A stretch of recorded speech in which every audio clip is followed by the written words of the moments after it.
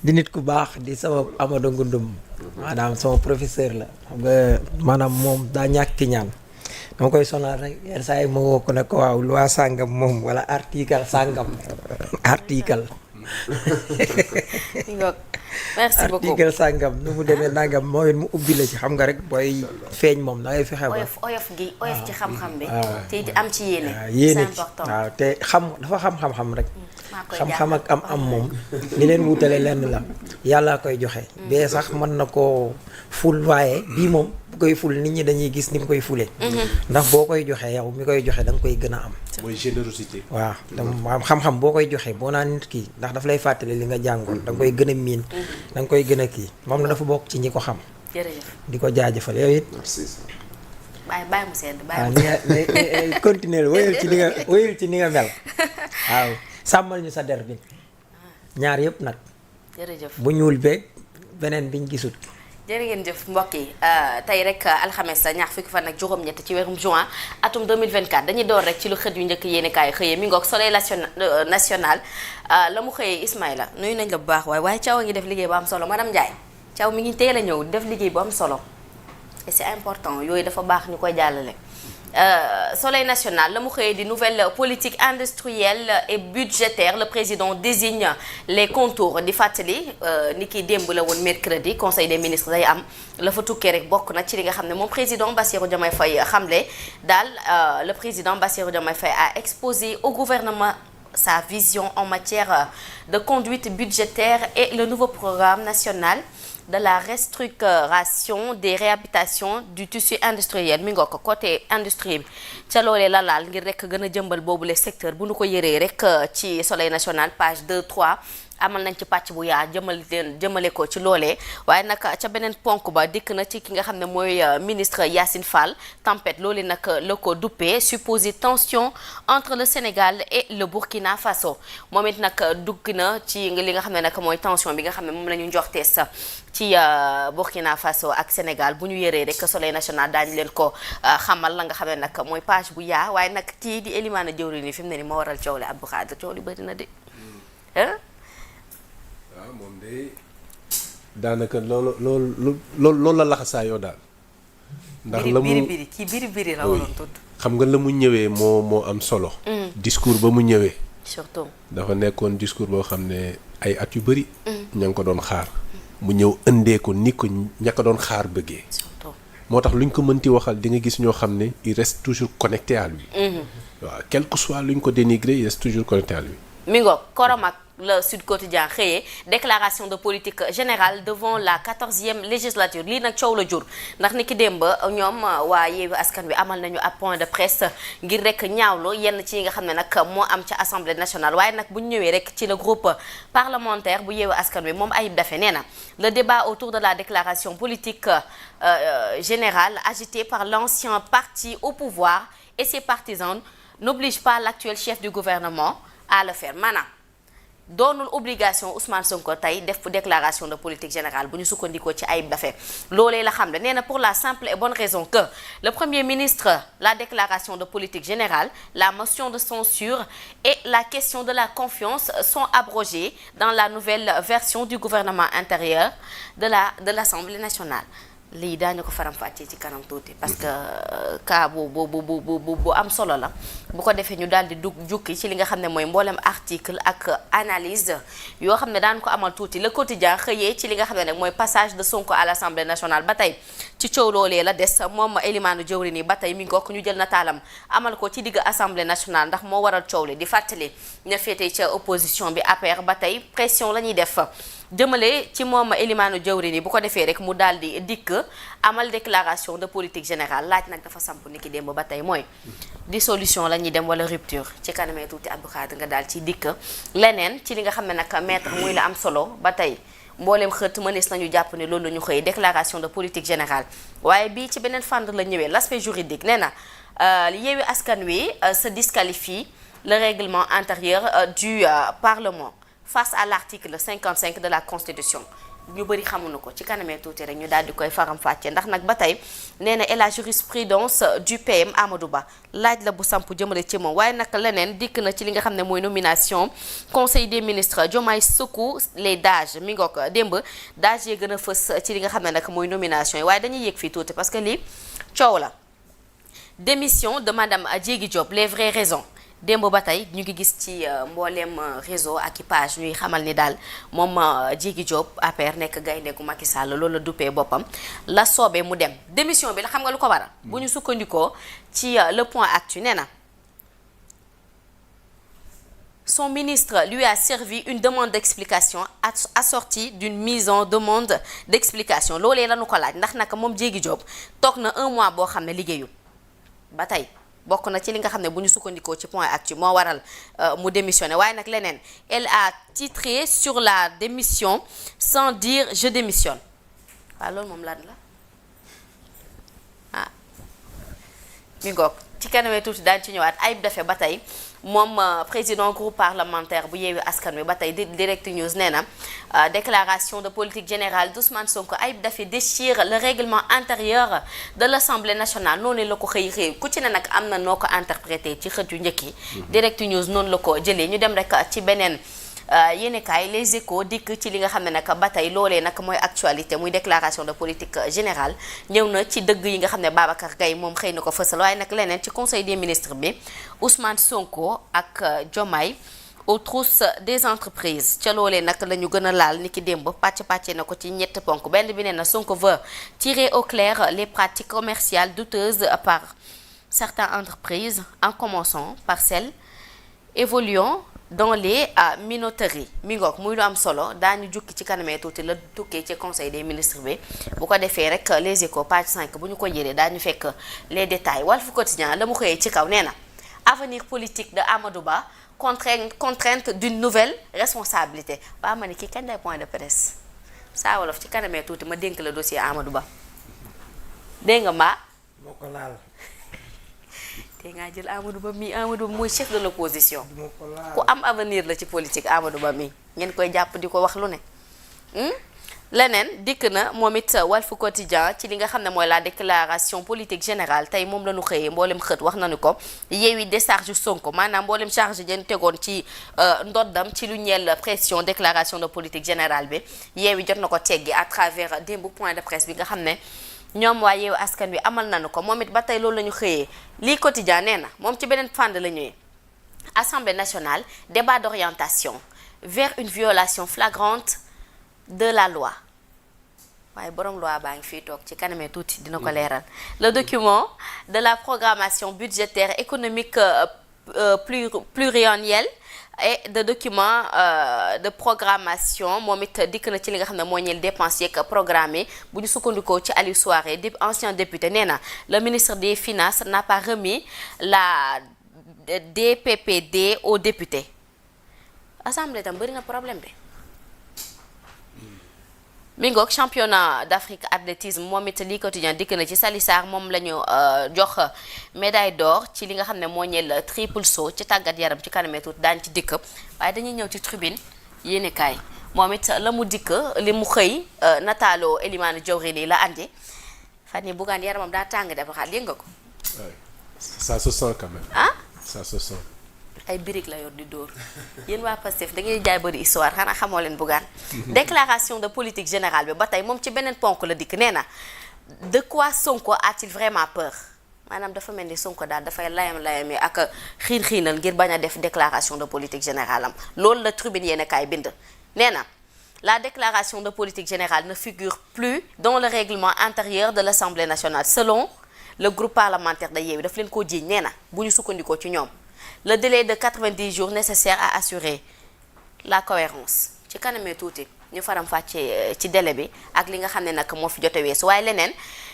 qu'est-ce qui fait courir les députés de la majorité laaj la bu sampo loolee la xëyee mi ngoog ci beneen wàll bi moom tribune dikk na ci li nga xam ne la phase 1 du projet li nga xam ne nag moo ñeel gone yi nga xam ne dañuy ay taalibe lañu ñëw nañ ci lu ni mel waaye nag tentative de suicide moom tribune nee na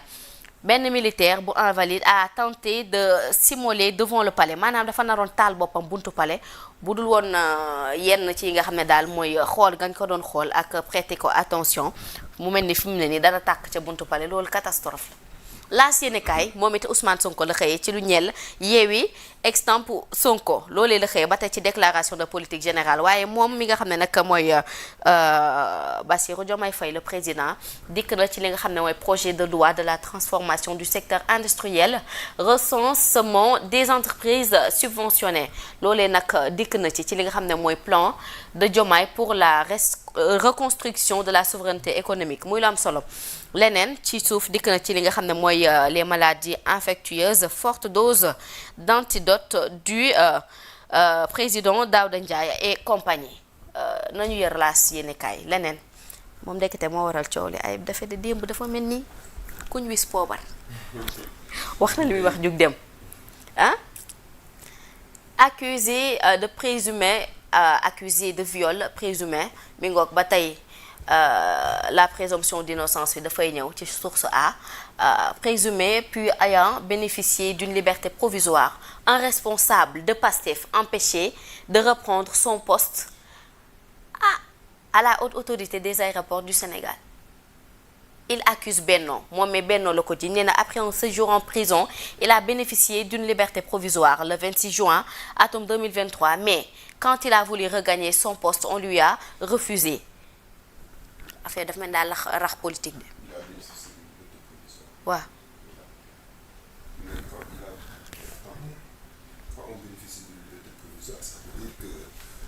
affaire bi demul jugement. Et à partir du moment où affaire bi demul jugement il est toujours couvert par la présomption d'innocence. Normalement. Donc spontanément il doit rejoindre son poste. Oui.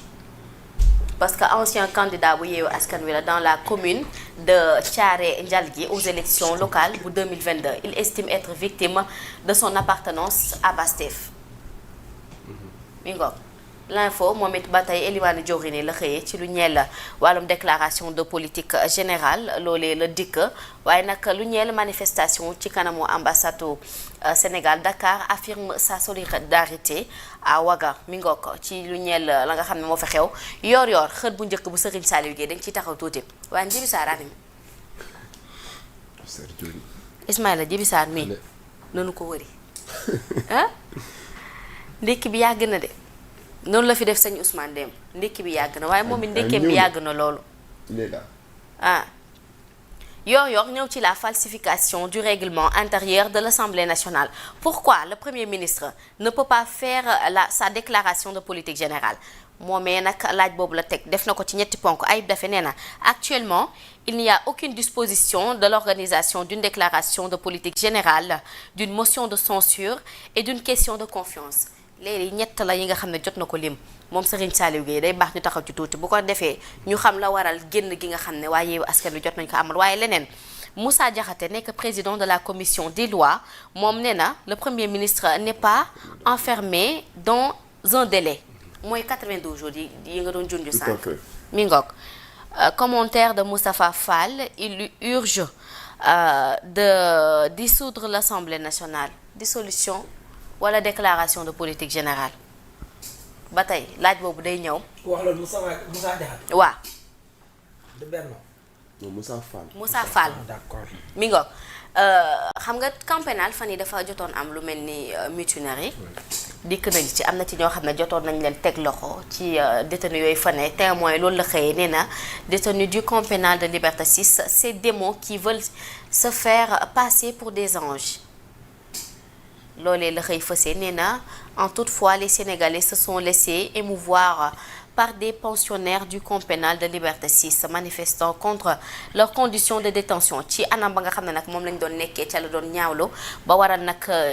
jéya jot fa am ñenn ñi ñu dóor leen am na ci ñoo xam ne taal nañu seen mat la manifestation mënees na ko jàpp au sein du camp pénal loolee nag il suffit de creuser pour découvrir un univers peuplé de meurtriers de sang-froid de criminels endurcis de trafiquants de drogue et d'autres malfaiteurs moom nag laal na point boo xam ne bu sensible la jëmale ci bile mbir la famille des victimes du grand banditisme entre traumatisme et précarité bi ngoog di fàttali camp pénal nag fa góor ni ne wax dëgg yàlla ñi ñuy jiñ def katu jàmm ñëwuñu fa bëri na nag ñoo xam ne amaana seeni ay mbir yembagul waaye ñu ngi xaarandi fan la mbir mi mujj ci lu ñeel dossier camp pénal bi. Rufisque la ñuy àddu jëmale ci drogue bi nga xam ne nag jot nañu ko fa lakk des drogues d'une valeur comprise entre 400 et 700 milliards de francs. waaye drogue bi fu mu jaar ba dugg.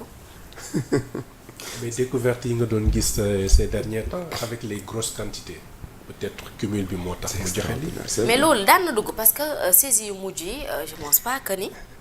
yooyu yi ñu jàppul woon daan na dugg.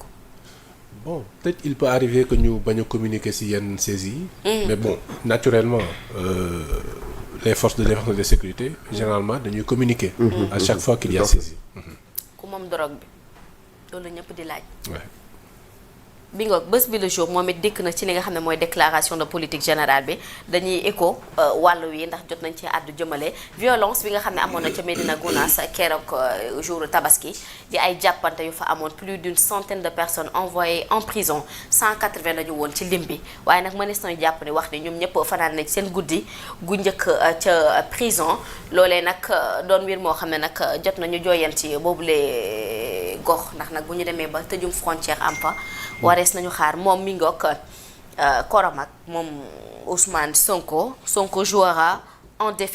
différé loolee la Rewmi Quotidien xëyee ci lu ñeel wàllum déclaration de politique générale bi moom it nag dikk na ci beneen ponk ba lutte contre le trafic de cocaïne près de 7 tonnes d'une valeur de 700 milliards moom it jot nañu koo lakk ni ki démb ci Rufisque ci yàlla mi ngoog enquête moom it def na enquête ci li nga xam ne moo ñeel prix des produits pétroliers mi ngoog mi ngi lii la réew mi wër ñoo ko am Sénégal ñu taxaw tuuti lebkat yi nañ ñu may ñu régler problème bi ba pare éternelle fuite en avant moom enquête dikk na ci li nga xam ne moo ñeel li ñu mel 1800 milliards injectés par l'État au titre de la subvention des produits hydrocarbures